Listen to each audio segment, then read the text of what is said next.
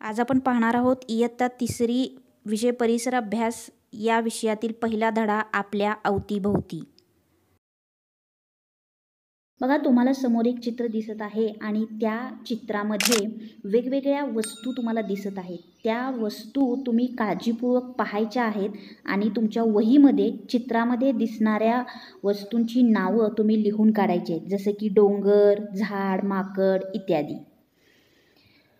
आता बघा, आपल्या अवतीभोवती आपण जर नजर टाकली तर आपल्याला अनेक वस्तू दिसत असतात। झाडे, डोंगर, घर ह्या सर्व वस्तूंचा मिळून आपला परिसर तयार होत असतो। या सर्व वस्तू आपल्याला परिसरामध्ये दिसत असतात। आता आपल्या परिसरातील दोन घटक आपण इथं घेणार आहोत। पहिला आहे दगड आणि दुसरा आहे चिमणी। आता या दोन घटकांमध्ये काय फरक आहे तो पहिल्यांदा आपण जाणून घेणार आहोत। पहिला फरक आहे बघा, दगड। या दगडाचा जो पहिला आहे मुद्दा तो आहे ठगड स्वतःहून हालचाल करत नाही। याउलट पक्षी स्वतःहून हालचाल करतात। बघा, दगड एका ठिकाणाहून दुसऱ्या ठिकाणी स्वतःहून जात नाही, पक्षी मात्र उडत उडत जाऊ शकतात। दुसरा फरक आहे, दगडाची वाढ होत नाही, या उलट पक्ष्यांची वाढ होते। पक्षी बघा, पक्ष्याचं छोटंसं पिल्लू असतं, काही दिवसानंतर त्याचं रूपांतर पक्ष्यामध्ये झालेलं आपल्याला पाहायला मिळतं, पण दगड मात्र आहे तितकाच राहतो। तिसरा फरक आहे, दगडाला अन्न पाणी लागत नाही, या उलट पक्षी किडे धान्य खातात। बघा, पक्ष्यांना जगण्यासाठी अन्न धान्य पाणी, पक्षी आपल्या सभोवताली असणारे किडे कीटक हे खाऊन जगत असतात, पण दगड मात्र त्याला अन्नाची पाण्याची गरज लागत नाही। चौथा फरक आहे बघा, दगडाला पिल्ले होत नाहीत, या उलट पक्ष्यांना पिल्ले असतात। बघा, पक्षी अंडी घालतात आणि त्या अंड्यातून पक्षी पिलांना जन्म देत असतात। म्हणजे हे जे फरक आपण आता पाहिलेले आहेत, यावरून आपल्या लक्षात येतं की पक्षी जे आहेत ते राहण्यासाठी स्वतःहून घरटं बांधत असतात आणि त्या घरट्यामध्ये राहत असतात। याउलट दगडाला निवाऱ्याची गरज नसते। त्याचबरोबर आता आपण हे जे दोन घटक आपण बघितलेले आहेत, या दोन घटकांमधला फरक देखील आपण पाहिलेला आहे। हा फरक मी परत एकदा तुम्हाला वाचून दाखवते। बघा, पहिला फरक आहे, दगड स्वतःहून हालचाल करत नाही, पक्षी स्वतःहून हालचाल करतात। दगडाची वाढ होत नाही, पक्ष्यांची वाढ होते। दगडाला अन्न पाणी लागत नाही, पक्षी किडे धान्य खातात, पाणी देखील पितात। 4 नंबरचा फरक आहे, दगडाला पिले होत नाहीत, उलट 4 नंबरचा फरक पक्ष्यांचा आहे, पक्षी अंडी घालतात आणि त्या अंड्यातून पक्षी पिलांना जन्म देत असतात।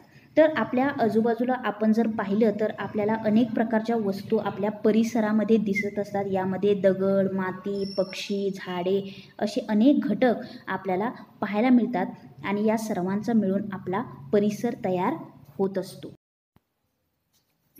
आता दगड आणि चिमणी यांच्यात हे फरक का दिसतात, तर कारण चिमणी ही सजीव आहे आणि दगड हा निर्जीव आहे। सजीव म्हणजे ज्यांना अन्न पाणी याची गरज असते, ज्यांची वाढ होते, जे स्वतःहून हालचाली करतात त्यांना आपण सजीव म्हणतो। तर निर्जीव म्हणजे ज्यांची वाढ होत नाही, जे स्वतःहून हालचाल करत नाहीत, ज्यांना अन्न पाण्याची गरज नसते, त्यांना आपण निर्जीव म्हणतो। आपल्या भोवताली असणाऱ्या वस्तूंचे देखील 2 गट पडतात। बघा, या 2 गटांमध्ये आपल्याला आपल्या भोवताली असणाऱ्या वस्तूंचे 2 गट आहेत। त्या गटामध्ये आहेत सजीव आणि निर्जीव।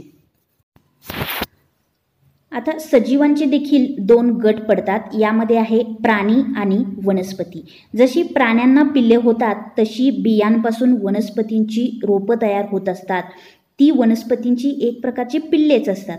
रोपांची वाढ होऊन ती लहानाची मोठी होतात, यावरून वनस्पती सजीव आहेत हे समजते। वनस्पती हालचालीही करतात।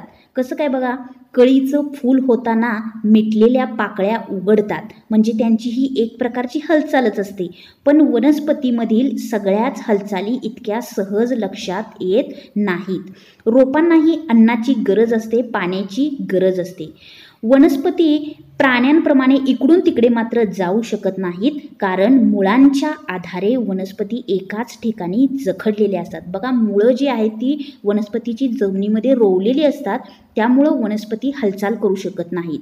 त्यामुळं वनस्पती आणि प्राणी यांच्यात हा फार मोठा फरक आहे. तो म्हणजे वनस्पती हालचाली करू शकत नाहीत आणि प्राणी मात्र हालचाल करत असतात. तर अशा पद्धतीनं आपल्या परिसरामध्ये असणाऱ्या वस्तूंचे 2 गट पडतात. पहिला आहे सजीव आणि दुसरा आहे निर्जीव.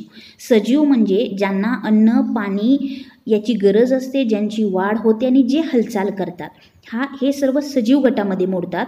तर निर्जीव म्हणजे ज्यांना अन्न पाणी याची गरज नसते, ज्यांची वाढ होत नाही, जे हालचाल करत नाहीत, यांना आपण निर्जीव गटात मोडतो. आता बघा, तुम्ही काय करायचं आहे, तुम्हाला तुमच्या परिसरामध्ये दिसणाऱ्या कोणत्याही 5 सजीव वस्तूंची नावं आणि 5 निर्जीव वस्तूंची नावं तुमच्या वहीमध्ये लिहून काढायची आहेत. चला आता थोडे प्रश्न पाहूया. गटात न बसणारा शब्द ओळखा. माकड, चिमणी, केळीचे झाड, लाकूड.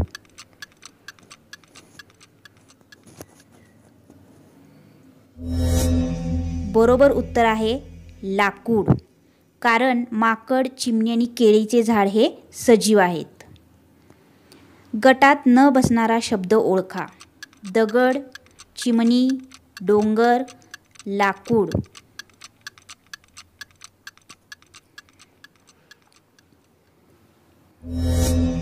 बरोबर उत्तर आहे चिमणी, कारण दगड, डोंगर आणि लाकूड हे निर्जीव आहेत. चूक की बरोबर ते सांगा. सजीव स्वतःहून हालचाल करतात.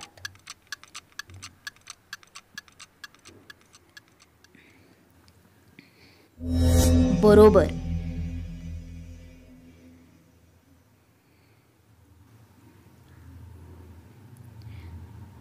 चूक की बरोबर ते सांगा. वनस्पती हालचाल करत नाहीत.